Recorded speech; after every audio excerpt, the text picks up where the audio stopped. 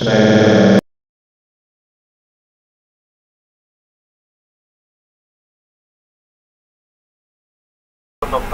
I could identify you by verifying that phone number and see who's NI into that, and so on and so forth.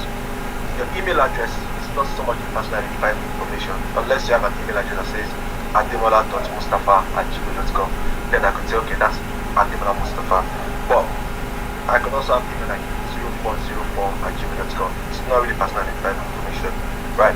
But there's still the personal information, personal data. Then you have the transactional data. How often you purchase things online, how often you sign up to the application, where you sign into the application from, right? Right now, some of you know there's a ban on Twitter, right? And in Nigeria, you have to use VPN to access data, right? And the only way to do that was by changing your location. So that's your location data. You have to reset yourself and that to access Twitter at that particular point. And that's the way transactional data and your personal environment can work. And right, that's why you have to secure it, because someone can take your data, impersonate you, and then they do whatever they want to do with that. And then you have to set this data. People don't really talk about this, but this is very, very crucial. Your edge record, your political.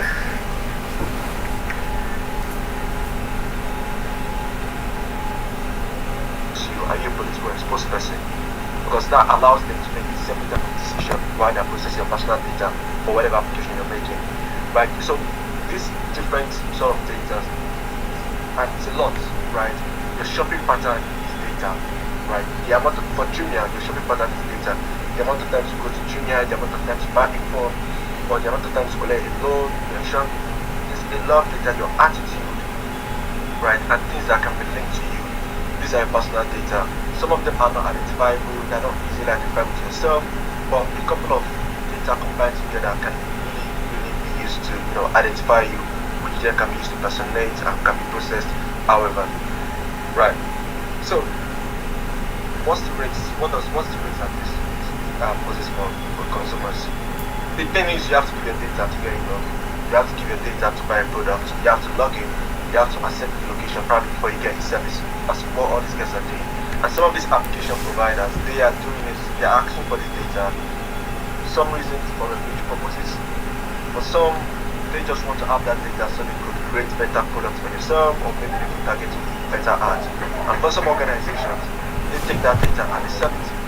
And funny thing is, you've agreed to sell that data because some terms and conditions clearly stated that you can sell this data to whoever, for whatever purposes, basically. In some of the terms and conditions, basically. So, but what are the commands that you face is them processing your data without your consent, right? So you're giving them the data to get a loan, right? But you applied for only a loan, and for some reason, next week you're getting information of come and buy a house, come and buy this, or come and do that, which can be good, but do you really want to have that information? Do you really consent to them processing data in that way, right?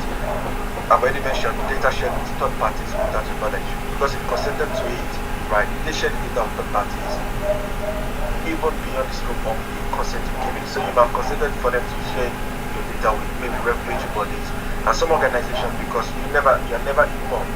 You will share your data whoever you don't know, and tomorrow you see an email from a new service provider that you've never registered with, but for some reason you're getting an email from them, because some of these content providers process the data without your knowledge and share them with third parties, right?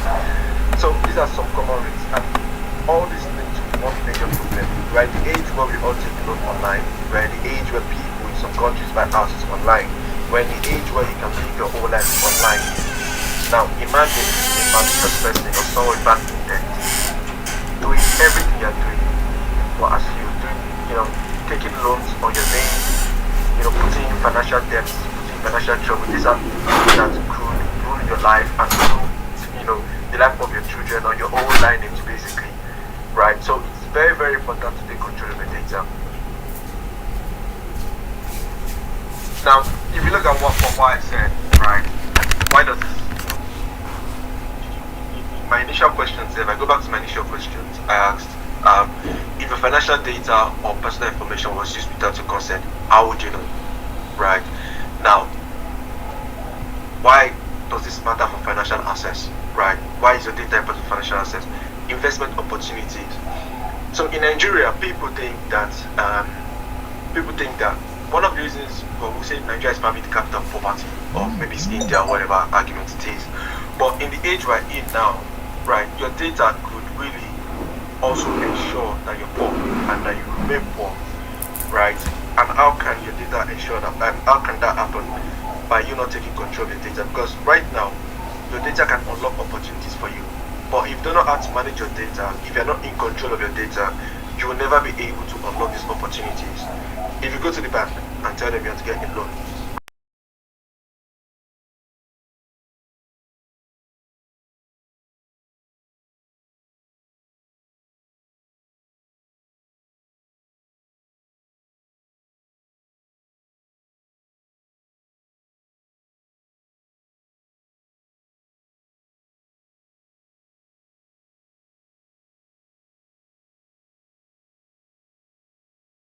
that we all do online. Some people go online and they're like, okay, they buy a loan or they buy a product and they decide not to pay back because they're like, oh no one can track me.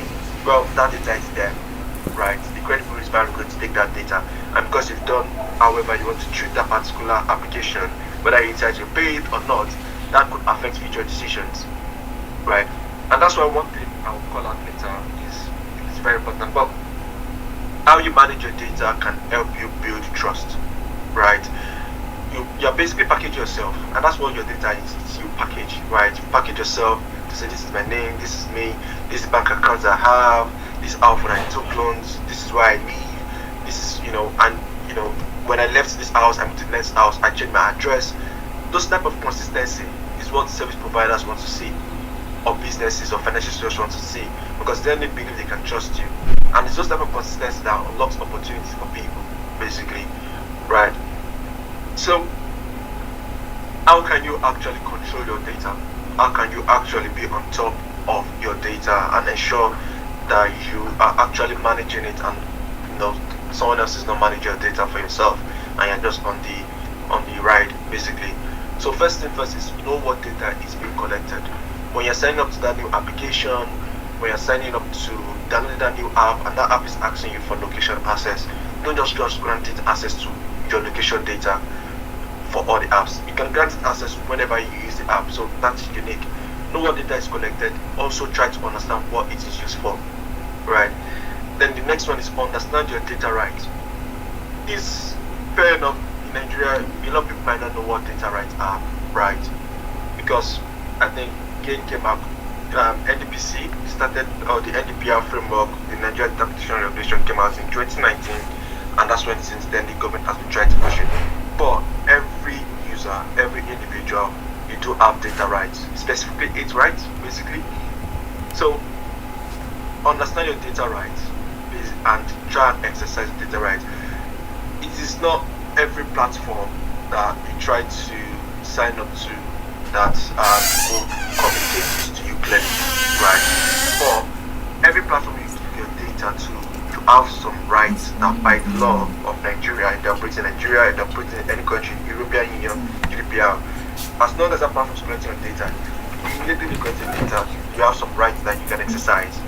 You can tell them to delete your data, you can tell them to update your data, you can tell them you want to change your data, and these are rights that you can, all you need to do is ask for it, and they need to basically eat, they need to answer, they need to do what you need to do, what you need to do. You can also tell them to stop processing your data whenever, right? You see there are some cases whereby, regulatory fines and complaints, court actions against service providers and review to actually, respond to requests from data subjects on them exercising their rights. So the other thing that is regularly verify and update your information. It's very important, right? For some reasons, people think it's best to withhold information.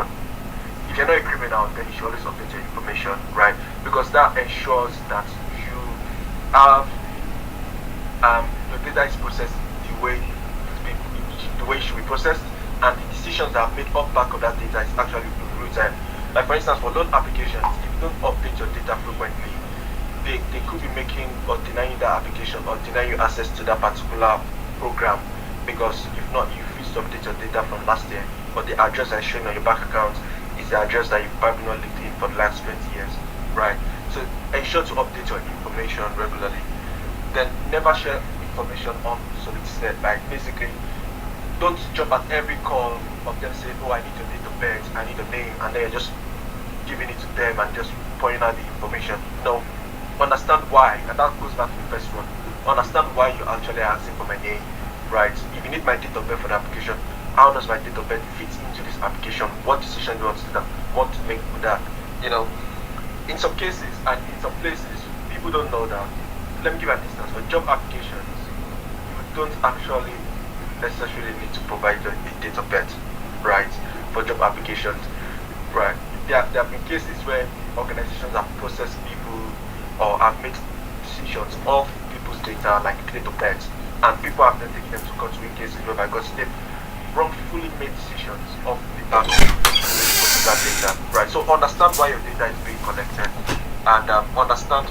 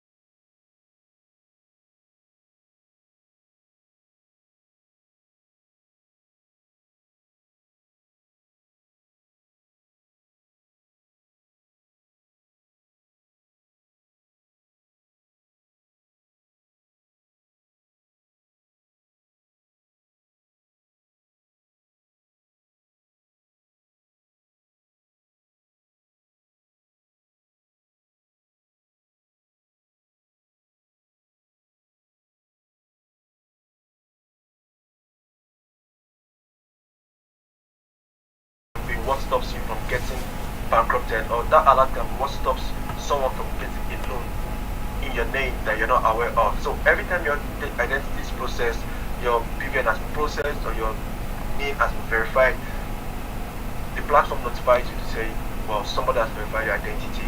This company has done that. Are you aware about it? If you're not aware, then you could try and raise a ticket and raise a complaint and try and stop whatever is happening in its tracks, right? And then your address, is it up to date? How do you collect your address? Do you know your address?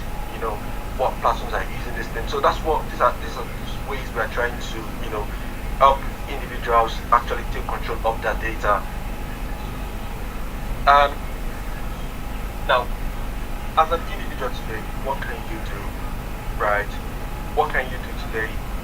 First things first, I'm probably sign up to Amala, basically. As a business provider, I'm probably sign up to Amala. Not because I want to market the product, but if you look at the market, there's very, very few products trying to actually solve that problem. Everyone here on this call has done BVN verification numbers of times. I've done NI verifications numbers of times. When you sign up to that platform, they need to verify your passport, right? And you've done it, and you never received anything. There's no indicator, or there's nothing that tells you that you've just verified your identity. Now, take a minute and just think about it, and imagine how many times has your ID actually been verified by someone else and you've not known it, right? How many times has your details been processed by someone else and you are not aware? I'm not aware, and you're not aware, basically. So you're basically just sitting in the dark. You've literally been sitting in the dark for years. Your data has been processed, or it's not been processed. So what you can do today is also view your personal data with the financial providers that you own. And this is very, very critical because financial decisions now have been made via your data that is parked online in credit bureaus. So always ensure that data is up to date. Because when you're trying to apply for a loan, or when you're trying to apply for an investment opportunity and they decline you, they are probably using data that they found online from these credit bureaus to make these decisions. And probably the data that is very old that did not meet the requirement, and that's why you are limited from getting access to that service. So update that. Then lastly, stay educated, read news, read newsletters, subscribe to newsletters. You can subscribe to my blog newsletters, and just try and keep yourself informed processing data. So, well, with everything I've said, and I hope I've not bored you in the last 15 minutes, I just trying to struggle and tell you, oh, control your data, manage your data. But it's all for our own good. We're in the technological age. There's AI, and people are doing things. And to do these things, data is very important. So take control of your data. Be more aware. Ask questions. Don't just fill the forms without asking questions. Ask questions. Read, research. Try and take a minute to just go through the terms and conditions of privacy policy, and then you get more information and actually make informed decisions on how to manage and control your data. Thank you everyone. Thank you for listening to me. Hope I didn't bore you. And yeah, that's basically my few tips on how to actually take control of your data. Thank you. Any questions?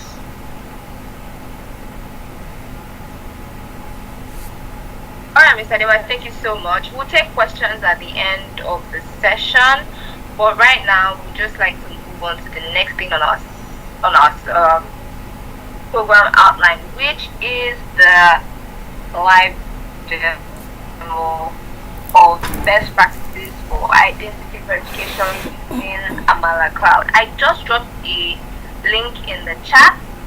If you'd like to get on the Amala Cloud platform, please do visit that link.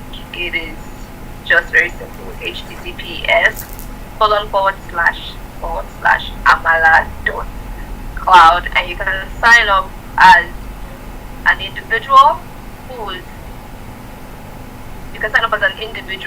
is keen on taking control of your personal data.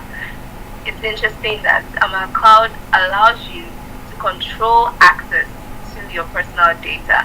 You get to stipulate who gets access to your data, how long they get access to your data, and if you no longer want them to get access to your data, you can literally cut them off with Amala Cloud. And if you're a service provider and you just like to know just how Amala Cloud helps you to stay compliant with data privacy laws, please stick around. We're getting into our next segment, which is the live demo. Mr. Demola, if you're ready for us for the live demo on best practices for identity verification using Amala Cloud, please go ahead and share your screen so that we can begin. Yeah, just give me a minute. Okay, great. So I see a question in the chat that says, is it free to register on Amala Cloud? Yes, it is 100% free. Setting up your account on Amala Cloud will cost you zero kobo. So please get on there and register. As an individual or as a service provider, we will talk about things like tokens and fees for identity verification, but setting up your account is totally free. Please go ahead and do so. Alright, so let's pay attention to the live demo as Mr. Demola walks us through getting on Amala Cloud and just putting in place all those best practices we've already talked about. And that's to show you how easy it is to use our identity verification solution. So this is our Cloud website, landing page. So for individuals and service providers. So for this test purposes, I have a service provider account I've created there, one of my businesses. And what I'm going to do basically is going to log in, do a quick verification of my own personal VPN, right? And you're going to see how we get notified via email quickly. So all I need to do is basically get started, and I'm just going to click on service provider now. I'm just going to log in as a service provider. So this is for businesses that want to process people's data in a more transparent manner, right? Because it's not just the responsibility of individuals or the businesses also, right? So I'm going to just log in, right, and that's my name and password. So there's dashboard, right, for every business. They'll be able to do this, and I'm not going to get into all that. All I'm just going to go to is identity verification. But one thing to call out is the identity verification can be done using the front end like this, or for more complex businesses can be done using endpoints, or it's the same experience, right? Now in this instance, I love to verify my BVN. It's quite very easy. So I'm going to do my BVN verification. I think I've done it a couple of times, so I'm just going to put it in, right? So every business, we will always ask them to provide your BVN. Whenever they want to process your data, we ask them to provide your name, your first name, your last name, and then the email address you might have filled as at the time of opening that account. Like I said, the email it's not necessarily personal identifiable information. It could always change. You could have a lot of emails. I have a lot of emails, and in this demo, I'm going to use this email, right, just for a purpose, just for a reason here. So Now, when I click verify, um, this should take less than a couple of seconds. Right, great. That's my picture there. Probably did this, I don't know, 2014, so many years ago, with that beautiful picture. So this is my video details, right? Some of my personal data has been minimized for the purpose of the session. Now, as an individual, that data has been processed by Prime Infinite Data. That's the name of the company, right? If I look at my email, what I gave that company, the email I gave to them was ade.most04@gmail.com. That's the email I gave to them, right?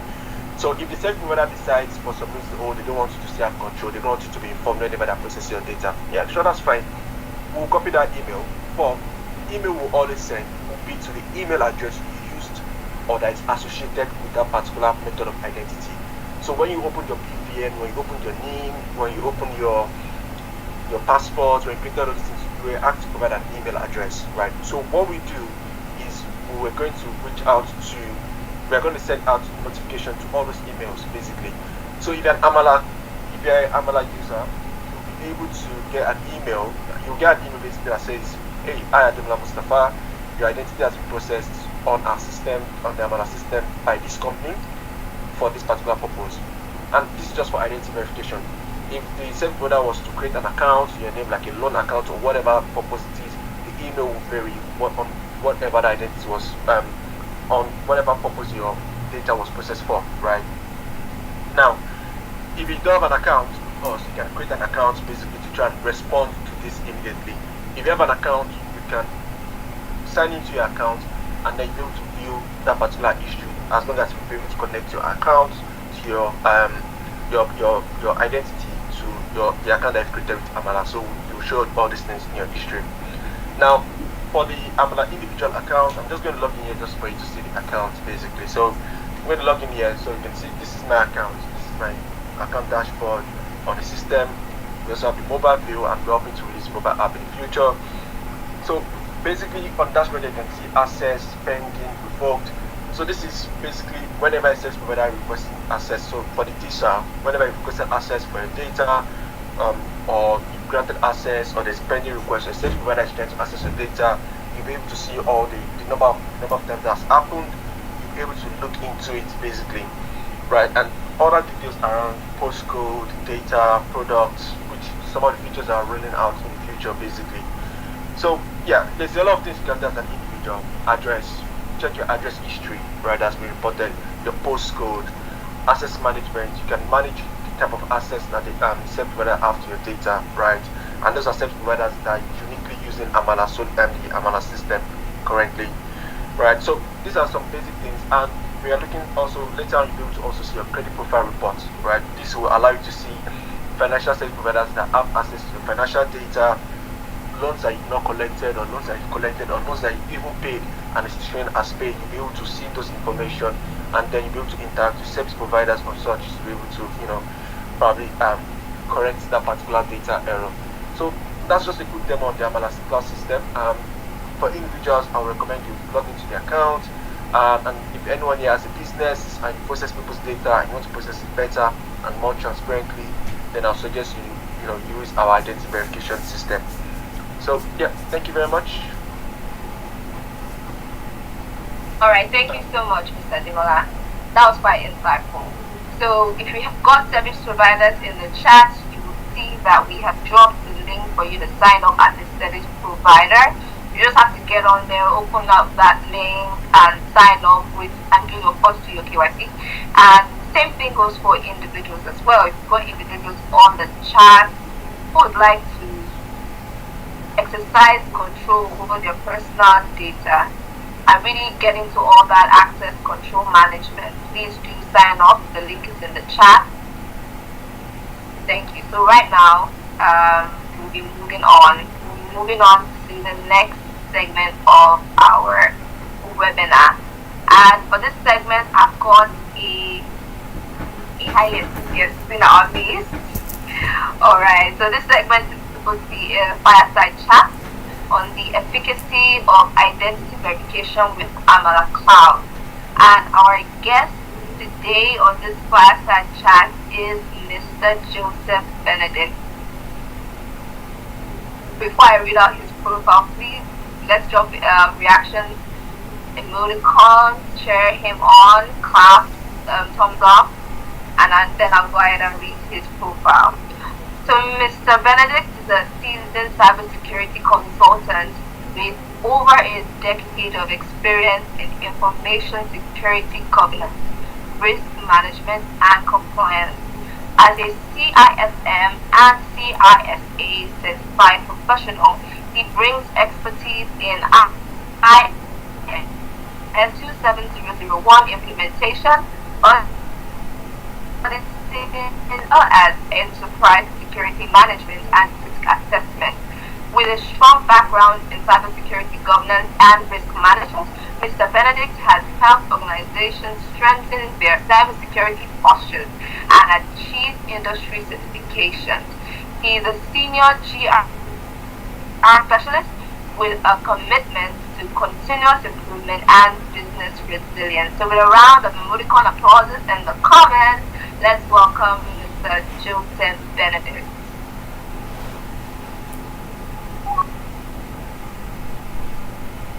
Alright, I see emoticons. Thank you very much. Good afternoon, Mr. Joseph. Welcome again. Good afternoon. So your profile says that, when I was reading out all of those things, I was like, wow. I mean, if this was a bigger conference, we'll be thinking of how to pay you right now. Well, my account is still open. So if you have a change of mind, the money can still come in. Fantastic. I'm very excited for our chat this afternoon. There are quite a number of things I'd like to ask you, and I trust that the answers to those questions will really inform our audience here today and for anyone who's going to watch this after now. So let's just get into it. I'm sure that you've interacted with the Amala Cloud platform in recent times. Yes, I've had my fair share, and I'm very, very much impressed about the innovation, creativity behind that robust solution and what it has to offer Nigeria as a whole. So I've been there. Yes. Okay. So let me hit you with my very first question. Okay, so my very first question is, why is identity verification critical in today's digital space? You're a cybersecurity expert, so I think that you should be able to shed a lot of light on that. I know that Mr. Demola said some part of it, but I'd like to get your perspective on this. Why is identity verification critical in today's digital space? Okay. So everything we do nowadays is dependent on data. You understand me? And it's important that we know that data is the new oil, and we have different types of data, and the critical ones are the PII and the SPI. There's personal identity information and the sensitive personal identity information. Getting hold of these two levels or category of information can also mean the beginning of negative impacts on individuals, organizations as a whole. So in today's digital and diverse world and economy, identity verification is crucial in today's business space. Number one, preventing fraud and crime. With the rise of online transactions and services, we have the fintechs, we have the money sharks, we have the loan providers, we have the different organizations coming in and giving you juicy offers and opportunities to use their services, but behind the curtains you do not know what their services are used for. So it can be used for crime, fraud, financial fraud, unauthorized access, and verifying your identity can help ensure that individuals who engage you or you engage are who they claim to be, and then it protects both users. Another reason is that enhancing trust and security. Your data is what you give me, your identity is what you give me, and for me to believe and trust you, it's just like we're having this conversation and you do not put a face to it. You have a poster out there, there's no face to it. How do I recognize this person? You go on LinkedIn with this particular name that you see on our screenshot, there's no face, and you see a lot of Joseph Benedict, Ademola, a lot of them, and then you begin to look at, I don't even know this person, there's no face to it. So how can I even trust this person to go on that platform in the first place, because there's no face to it? So enhancing trust and security is one important aspect. Regulatory compliance is also very, very important. We have the NDPR, we have the banking sectors also having their KYCs and anti-money laundering activities, GDPR. These are reasons why identity verification is crucial. Not to waste time, we have the enabling secure access control. For you to access my information, my services, my platform, then you must be who you claim to be, and then the type of information required of you must be provided before you have access to it. And the last two I would like to mention is, at the end of the day, it reduces your business risks. We've had organization go down based on the fact that improper identity verification was done. You approach someone, you transact business with them out of excitement, no proper identity, no verification, no references, and then before you know it, a huge amount is stolen from you, and then you begin to run helter-skelter looking for police to track these partners or individuals down. These are part of the risk associated with business. We've heard a lot of them in Nigeria. And then identity verification supports digital transformation, because very soon everything you do, it's already in the Western world. In Nigeria, it's coming to play. We have the NIPSI, we have the international passport, integration of all identity to one card, where you can have your international passport to access loan to your identity management system. So it will be what do I call a unified system, where everybody would then be able to use their identity to access different opportunities, services out there, both locally and internationally. Thank you. All right. That was quite a robust answer. And one that really stuck out for me was the element of trust. How do you trust someone? How do you trust to do business with someone who you cannot exactly put a face to? So thankfully, I put on my camera while you were talking, so we eliminated that particular thing. All right. So my next question for you is to really elucidate some of the challenges that businesses face with the traditional verification methods. I know that Amala Cloud is quite revolutionizing how businesses will do identity verification going forward. But we're changing things. It means that there's an existing method. So what challenges do you think many businesses who require to verify customer identity have been facing with the traditional verification method? Yeah, so it's everything Amala Cloud wants to change. That is the problem with businesses right now. Everything they want to change. When I was starting off a couple of startups in Nigeria, we had registered with some clients, and they wanted to do customer verification. We had a client as far as Maiduguri was where their head office was, and for them to do a verification for us, they had to engage a company here in Lagos, and then the company had to drive down to our office in Magodo to come and see us. That means at that point in time, I have to be in the office to accept them. I have to make sure they see me in the office. That means I cannot have any meeting. That's time consuming. It's a lot of things can happen, accident on the road. You understand Nigerian roads, security, time consumption processes. Those are part of the problem. Wrong with the conventional method of doing business or identity verification in Nigeria.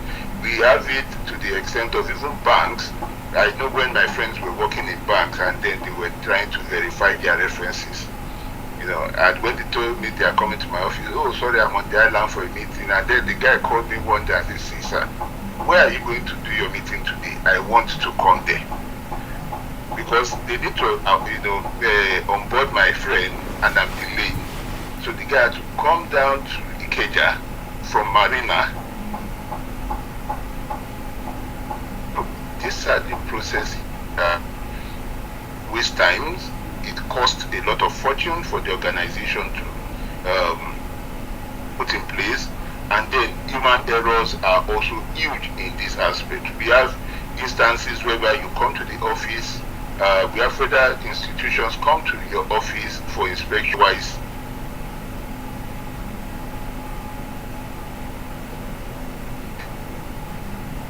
They tell you, oh, you don't have this, you're not supposed to do it. The identity is not in detail. You know what, give us this, give us that, we would mark it up. Those are part of where this came and mess up the entire identity verification process that is going on right now in the conventional world of business.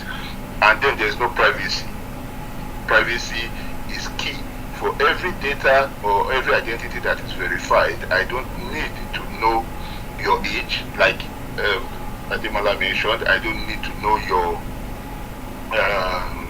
medical history. I don't need to know some certain information. So, but by the time you're having this paper conventional method being done, carrying this file, giving it to one person, I'm coming, I want to go to the toilet, the guy glances through, he sees my telephone number, picks some of the telephone number, sells it to another organization at let's say maybe 10 naira per number, and then that person now begins to do a lot of broadcasts to you and say, oh, buy one, get one free, the video is doing, you understand me, free internet, get the gift out, and then we have people go there and click these links, and then it become, hacked and all this. It happens. We've seen it. I've not seen it all, but I've seen it. So security and privacy is not in the conventional method. The document keeps changing hand from one person, and it looks rough at the end of the day. And then it reduces, it affects the way you as a vendor or a customer or a person will also, perceive the organization you're working with. Because if I have to put everything on hold for you to identify to verify my identity, that means you're not ready to do business. If I want to access a loan in a bank, I should have a record of identity that has been verified through different organizations. So it shouldn't take you another 3 days to run through a check that credible organizations in the same industry in which you play to it, you understand me, have already done. So you can also leverage on the trust in which the platform had already provided in itself. So, and inconsistent compliances, like I mentioned, the conventional method, you can bribe your way through, you can do a lot of things through. It's not automated, and with Amala Cloud, the automation is there. It's error-free. I'm not saying systems can do their own error, but you understand that at this point you're banking on the 99.999%, then the remaining 0.1% is for benefit of doubt. You get it?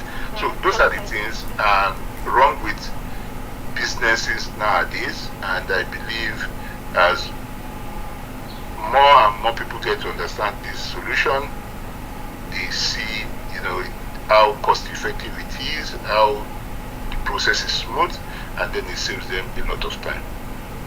Thanks. Okay, that's fantastic. Really, the next question I was going to ask you has actually been answered in your answer. So thank you so much. But just in case you want to add a few things, I just like ask the question I was going to ask as a follow-up was how Amala Cloud simplifies and strengthens the verification process. You've said a lot, but if there's anything else you want to add. Well, I think the best way for people to understand this is to go online, sign up, and test the waters themselves. It's not just taking my word for it or the word of the architect for it. It's about them verifying it, and then they are able to now say firsthand that okay, we need to move away from this conventional method and then transform our entire process in itself. All right. Thank you so much, Mr. Joseph. That really brings us to the end of this fireside chat. But there are a few takeaways that, if, anybody who didn't join us early enough, if there's any takeaway you want them to take away from this particular interview, what would it be? For me, it would be that they need to digitally transform the way they identify and onboard their client services or whoever they engage with. It's not just for a country like Nigeria, these incidents are underreported of fraud, regulatory compliance issues, identity theft. They are underreported. A lot of them are underreported. I could remember there was a case of a bank, First Bank recently, someone who traveled out of the country, came back to the country, and millions, tens of millions were taken out of the account and was actually withdrawn with his identity. Meanwhile, he was never in the country. So this is the extent it can go to. And for you to wake up one morning and find that your hard-earned money has been taken out by you, probably your dreams, but not you in the real sense, then it can be demoralizing. So it's important that they begin to safeguard how their identity are being accessed, used, how those they give consent to. Try to read through some of these contracts and agreements. We have that of the loan sharks all over that will call, they access your phones, they access people's telephone number on your mobile and begin to threaten them that, if you do not pay, they're going to arrest you and all those. These are purely 100% illegal activity and use of personal identity, and it's important they begin to work towards protection of their data and then take adequate steps towards that. And I believe they can get that from this particular solution. All right, thank you so much. Thank you so much. Can we just leave some rounds of applauses, reactions in the comments? Thank you so much, Mr. Bennett. That was a fantastic session. Thank you. I learned quite a lot, and I'm very sure that our audience has also learned. So I'm going to take questions now. Going to be taking questions. I know that you're still on the call, and Mr. Nicola is as well. So I'm going to entertain questions. So please, if you've got a question, please go ahead and drop that in the chat. Or if you just like to, go ahead and ask. If you want me to permit you to put on your microphone so you could go ahead and ask your questions, that would be a really great time. All right. Questions, anybody?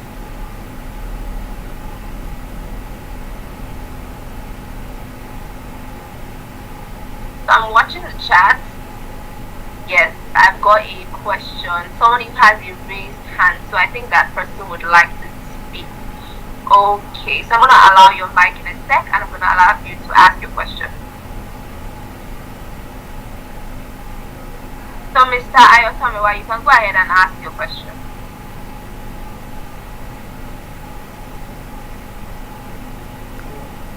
Hello, can you hear me? Yes, we can. Go ahead. Yes, I think the presentation was really awesome. I just wanted to say, so my question basically is, what is the value proposition, aside from the fact that I can share my information with service providers from the partners? Is there a way for me to start my information as other, what they call data brokers that are selling data in Nigeria? Probably that I can share my information. They will come to claw back my information with them and have them stop selling my data to other or probably advertising companies. Because I'm gonna have for finance service right now.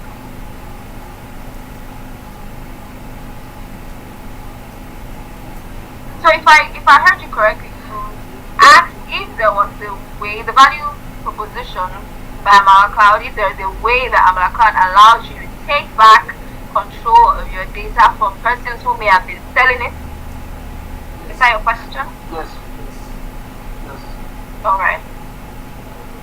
So, Mr. Dema, are you on the call? Yep, I'm on the call, so I'll take the question. So, well, that's going to be a lot of that. It's a very good value proposition, a platform whereby you can just come in and see who has historical access to all your data, right? Now, for financial data like credit history, people that process your data. This can easily be done on Amala basically. But for data and telecommunications number and stuff like that, and those things, we cannot offer those capabilities yet because even in the country right now, there's no central system that is responsible for storing and managing people's number. But anything that's financial data, which is the most important, you can come to Amala, see the credit bureaus, through the credit bureau data, you can see the service providers like open account rates, loans rates, and now, however, based on the regulation of NDPC that now allows just to report and exercise their rights, if you feel your data is being processed by any provider that you've not consented or given access to your data, you can raise a request. You can basically communicate to that service provider to stop processing your data, and if they don't, you can then take legal action on top of that. But one of the things we are going to be looking at doing and also developing internally is the capability for you to be able to raise such requests, track those requests through the Amala Cloud platform. So yeah, that will be that for now on that question. All right, thank you, Mr. Ademola. I hope that answers your question, Mr. Aretola. Any other questions?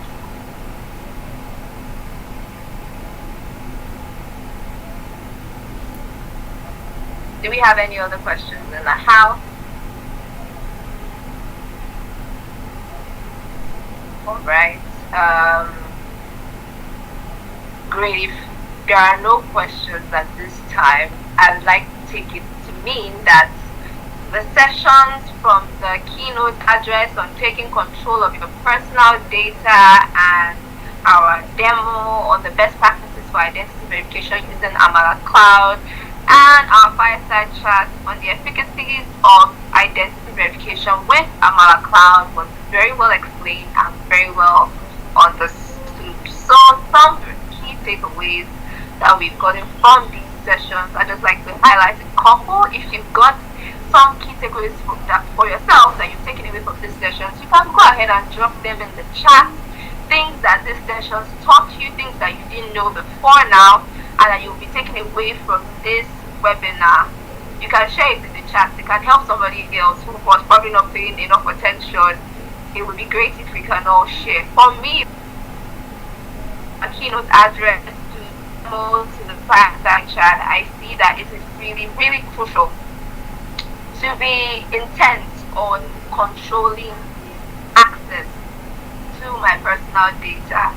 I have learned so far that really in the conventional way of identity verification by organizations, there really isn't so much room for data privacy. But with Amala Cloud, that's something that we as users, endpoint users, customers, clients for organizations and public service providers now have access to because of Amala Cloud.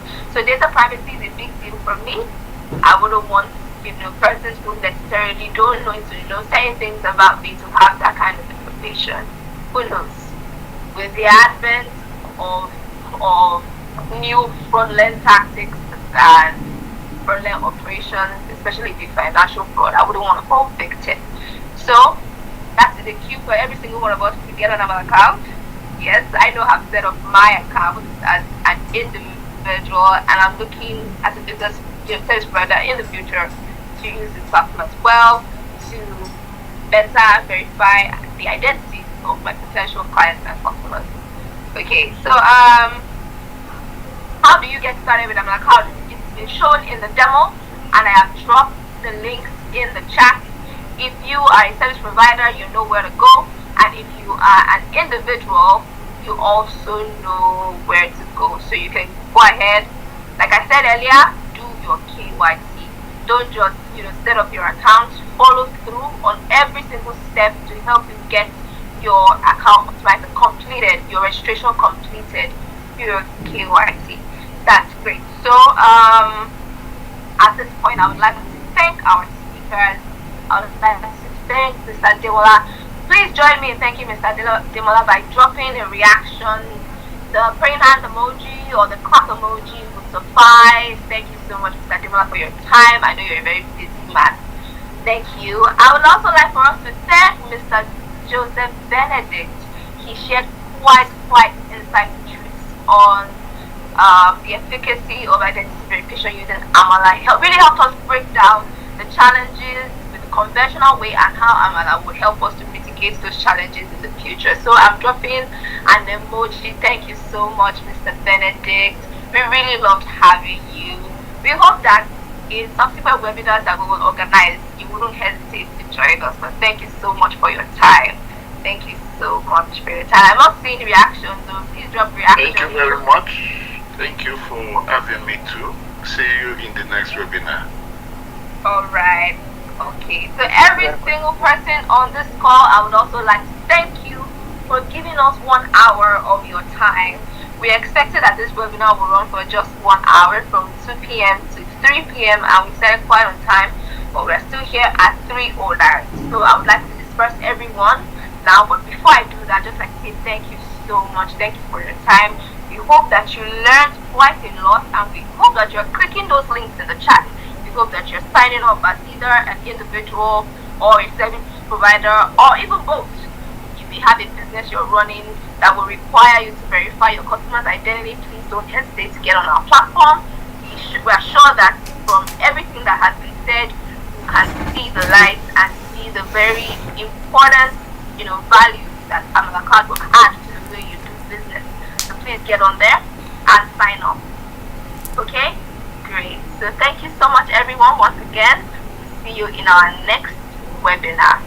We can if you'd like to, I wouldn't want us to make this a little too rowdy, but thank you again. I'm going to end the event now.